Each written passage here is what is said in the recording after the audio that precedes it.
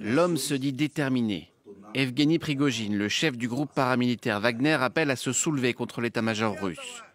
Basé en Ukraine avec la plupart de ses hommes, il assure être en marche vers Moscou.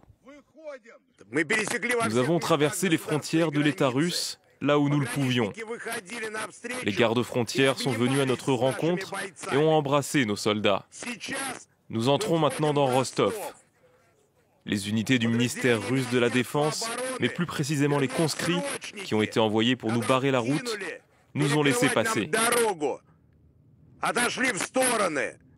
Point de départ de cette rébellion, le bombardement supposé de casernes où étaient stationnés des paramilitaires de Wagner. Pour Prigojine, Moscou a délibérément bombardé ses troupes pour mieux l'affaiblir.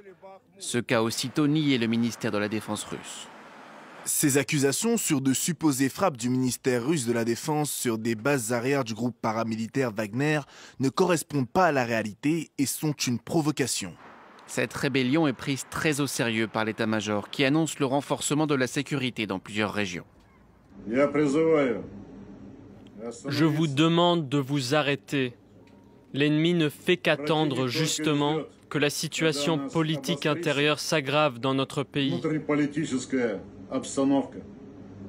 Il est inacceptable de faire le jeu de l'ennemi en ces temps difficiles pour le pays.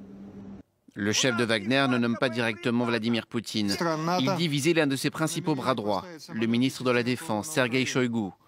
Dans l'un de ses messages vidéo, il remet ouvertement en question l'intervention militaire russe en Ukraine, utilisée selon lui pour servir les intérêts d'un petit groupe d'oligarques.